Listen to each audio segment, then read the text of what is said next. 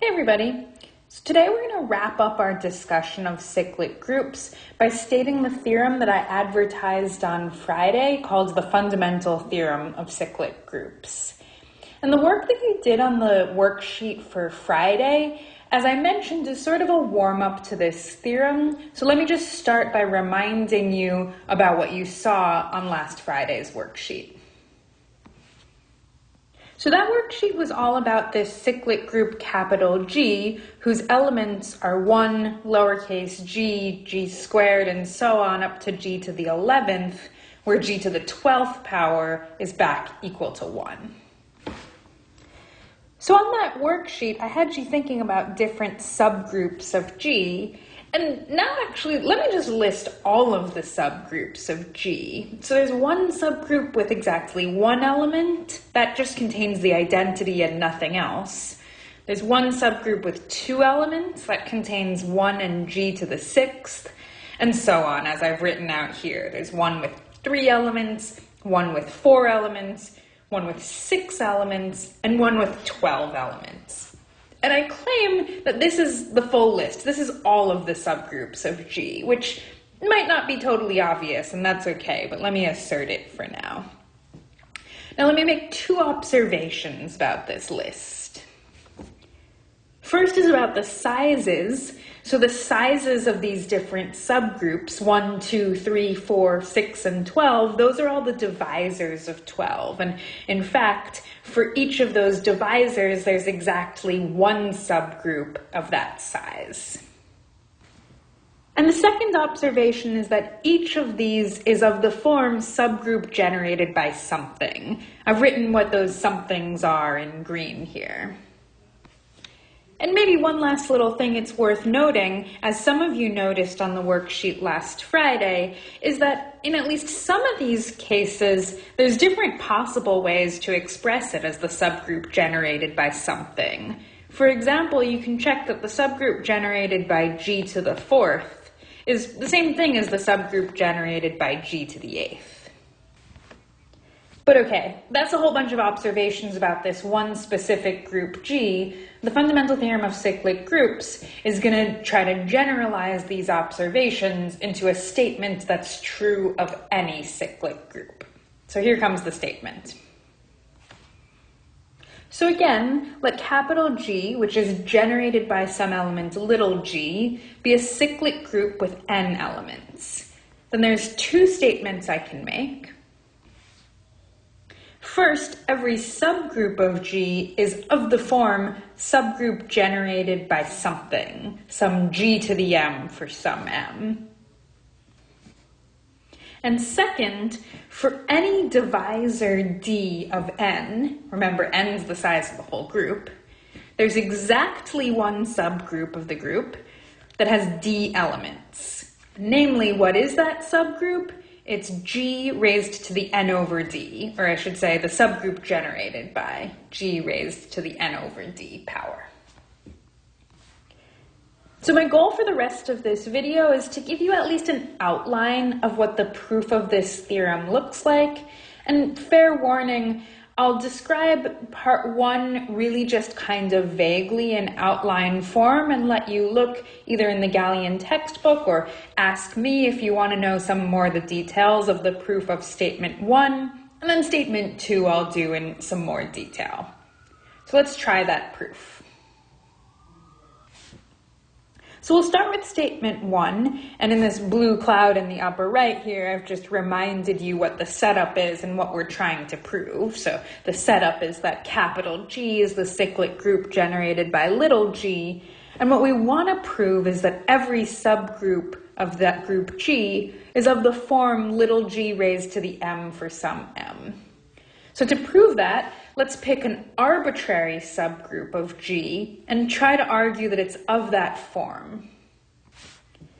So the idea of how to do this is to define a number m to be the smallest positive integer such that G raised to the mth power is an element of your subgroup H, and then claim that H is actually equal to the subgroup generated by G raised to the mth power, where m is this number we've just defined.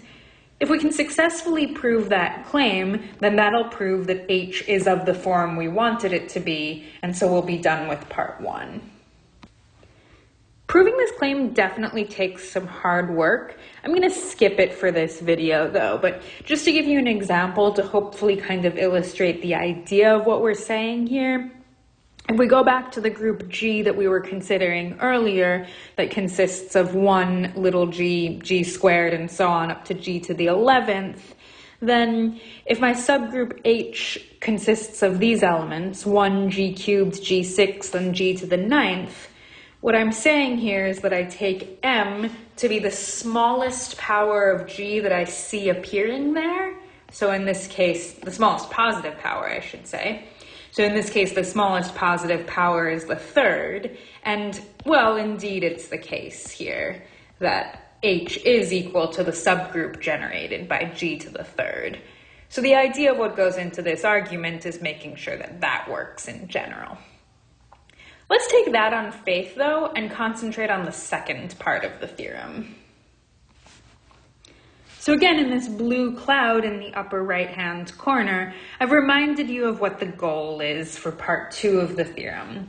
So the statement is that for any divisor D of n, where n is the size of the group, there's only one subgroup with D elements. Namely, that subgroup is the subgroup generated by G raised to the n over D power.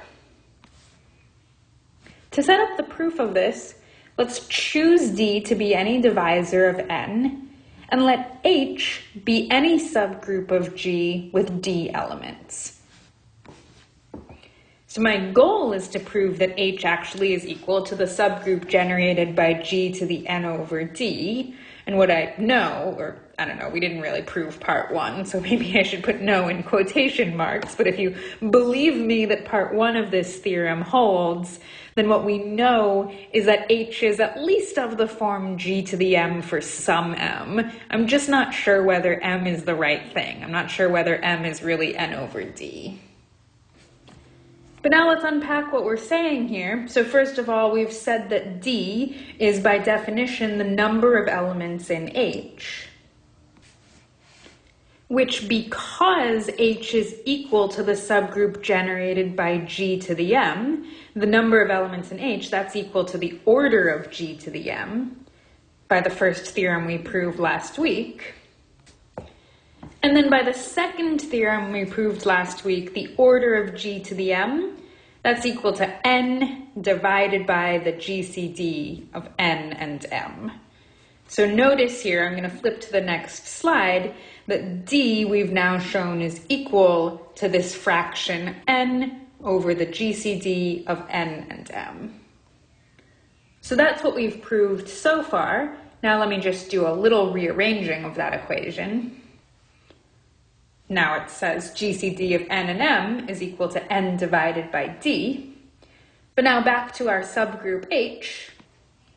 We knew that H was equal to the subgroup generated by G to the m, but now by the lemma from last week, that subgroup generated by G to the m is the same thing as the subgroup generated by G raised to the GCD of n and m power. I encourage you to flip back and remind yourself of the statement of that lemma to make sure you see why this is true.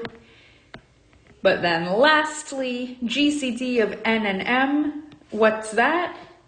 We've just argued that that's equal to n divided by D. So we've now successfully proven that H is equal to the subgroup generated by G to the n over D. Remember, H was just a randomly chosen subgroup with D elements, so we've now shown that the only subgroup with D elements must be this one. That was our goal, and so this finishes the proof of the fundamental theorem of cyclic groups. So I really like this theorem. It's a rare situation that we have a group in hand for which we can describe quickly in one fell swoop every single subgroup of that group. So we'll practice doing this with some more specific cyclic groups in your worksheet for today. So see you in class.